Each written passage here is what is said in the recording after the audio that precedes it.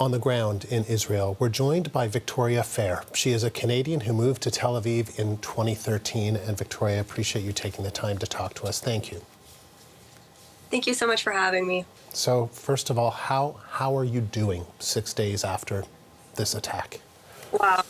I guess it's a twofold, right? Mm-hmm. I'm not on the front lines. I am in Tel Aviv right now, but I feel like I have just been living in a nightmare since hearing the news of the horrendous massacre of people in southern Israel. Truly just people at a party or babies, families. I've been in a state of both shock, anxiety, and weirdly enough, motivation also to be able to help give people humanitarian aid that need it.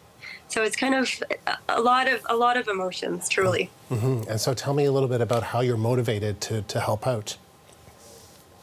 So my friends and I, on Saturday, when all the news broke out, we were completely horrified that this was happening. And on Sunday, which is basically the Monday in Israel, we have been volunteering in different humanitarian aid organizations through the city hall of our city. For my university's drive, we've been helping give the civilians in the south of the country who've been affected by this horrendously food, warm meals, clothing, any form of equipment. And also we've been trying to help soldiers and reservists who don't have enough equipment to be able to get equipment also. I've been mostly focusing on humanitarian aid. And so have you had a chance to meet with some of these people that you're helping out, and what have they said to you? I haven't met the families in the south. I have some friends that are in reserve duty, and I have managed to get them cell phones or certain personal items that they needed to get. And they were just so grateful and so thankful. It's a really, really tough situation for everybody involved. So you are volunteering, as you mentioned, to help soldiers, to help those being called up. You yourself could be called up. Are these reservists that are, based in Israel? Are they coming from abroad? Give us a sense of it. I have a mix of friends. Since I'm from the international community, I have friends that have been flying in from abroad, from various different countries and various different cities. And I also have a lot of friends that are based in Israel that have been called up for reserves. So it's kind of a mix. And what's it been like for them as they get called up? Everyone is so proud. Everyone is so proud to be serving the country and to be helping Israel in these really dark, scary times. And what about you? You are also a reservist, right? So you could be called up, or tell me about that. I could, but I haven't been active duty in 6 years. And in my position, it's very dated. It's very, how do I phrase this? It's very based on what's currently happening. So I haven't been really briefed on the recent updates. I served in field intelligence. Okay, what's it like in Tel Aviv? I mean, tell me about what the last 6 days has been like, just kind of going about your life. I feel like my life has been put on pause. For the first few days, I couldn't sleep. I couldn't really eat.